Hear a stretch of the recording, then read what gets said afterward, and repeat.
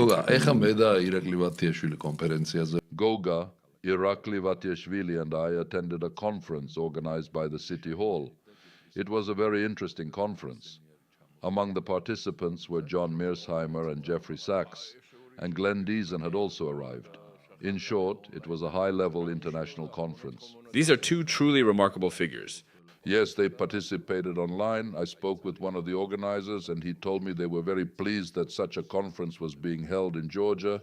They gladly agreed to participate because, according to the words of Mearsheimer and Jeffrey Sachs, what Georgia has accomplished is something no other post-Soviet country has managed to do.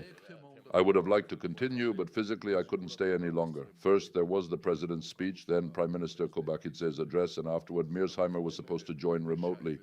However, if I hadn't left for the program, I wouldn't have made it in time. Papuashvili also spoke. Papuashvili spoke. Goga Khaidava was there as well, indeed, and this event was organized by the Economic Department of the Tbilisi City Hall. I congratulate them for holding such a serious high-level conference. Ili also spoke. Not only that, there were also distinguished guests from Azerbaijan and other countries. We are talking about truly influential figures. One is a world-renowned economist, and the other is considered the father of geopolitical realism.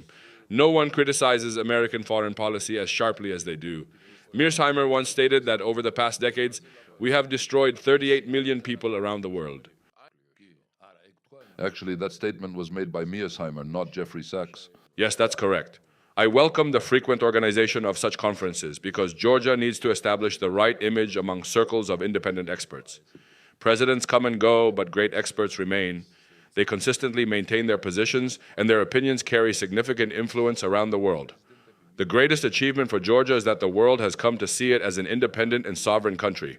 The world now sees Georgia as a society capable of deciding its own destiny, formulating its own policies, and not only formulating them, but also implementing them in a principled way. Despite all the pressure, this is exactly what Georgia has managed to do. Did you watch what happened yesterday in the U.S. Congress? I don't even know what to call it. I haven't seen such a miserable situation since the final years of the Soviet Union. Wilson, Shaheen, Risch, and others. It was a complete catastrophe. And there was Marco Rubio, the U.S. Secretary of State, saying things that were simply unbelievable.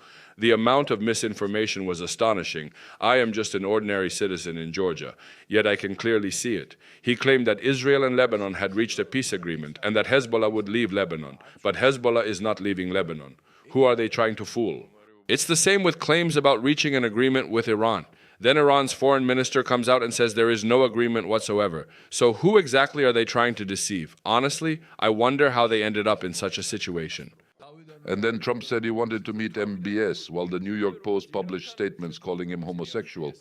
For them, apparently, that's some kind of issue. That's like telling the king of Saudi Arabia to go insult himself. Actually, it's even worse than that. They've completely lost their minds. What I don't understand is this. With whom exactly are we supposed to build strategic relations? How can you establish strategic partnerships with people who cannot even manage their own politics? Recently, I heard something truly embarrassing. I've been to Washington and visited the famous Kennedy Center. For anyone who sings, dances, or has achieved something significant in the world, performing there is a tremendous honor. Then someone decided to attach Donald Trump's name to the Kennedy Center. A court ruled that it had to be removed, and eventually it was. At some point, a person should have at least a little self-respect. The video is a detailed political discussion hosted by Malkhaz Gulashvili on the program Real Politics. It covers major issues related to Georgia, the Caucasus, and global politics. The discussion explores Georgia's political traditions, religious heritage, domestic and foreign challenges, and the country's position amid competition among the United States, Russia, China, and other regional powers.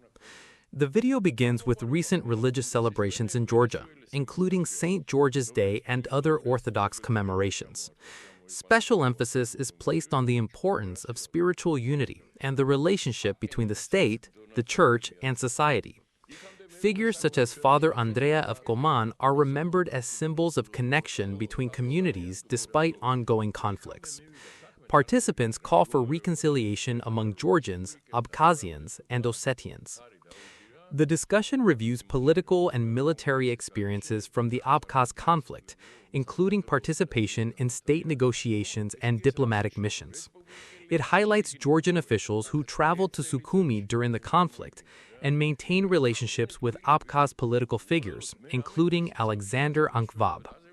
The discussion underscores the complexity of regional dynamics and the role of Russian influence, while expressing hope for eventual reconciliation.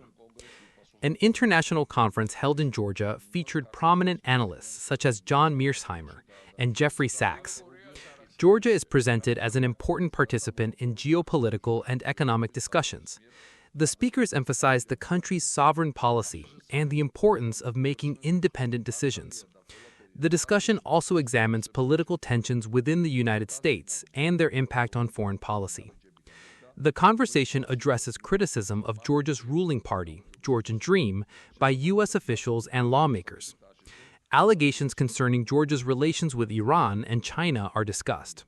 At the same time, it is noted that dialogue between the two countries continues. The importance of maintaining a balanced and sovereign foreign policy is emphasized. Several Western politicians and diplomats are sharply criticized.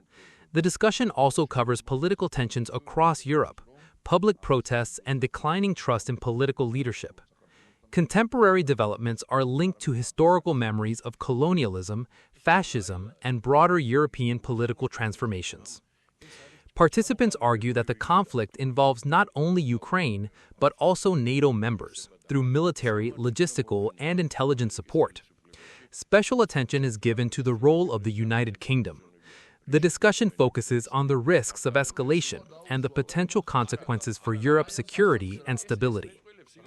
The conversation examines Georgia's domestic political environment, public attitudes, and strategic development priorities.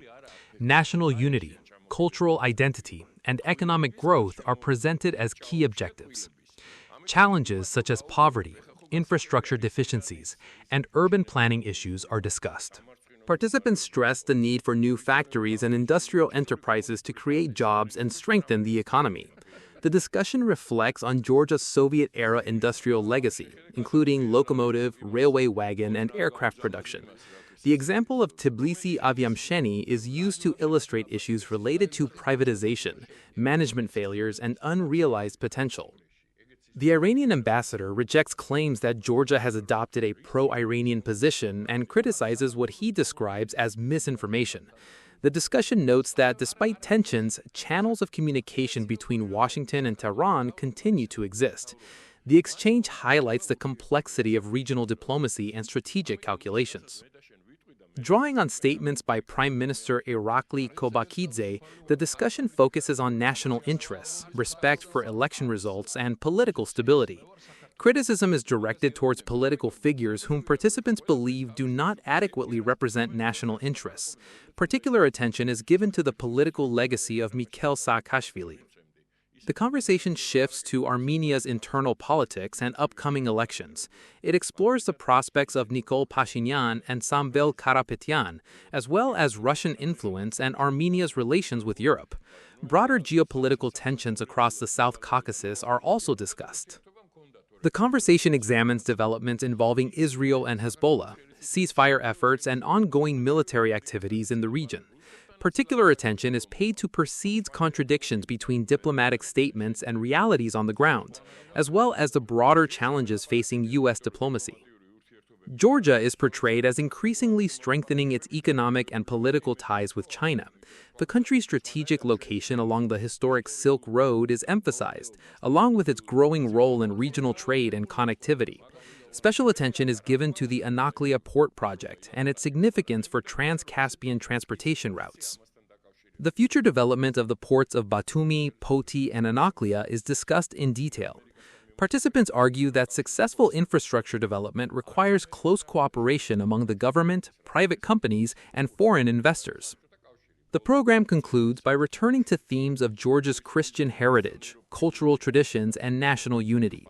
The hosts thank viewers and announce future programs that will continue to focus on geopolitical and social issues.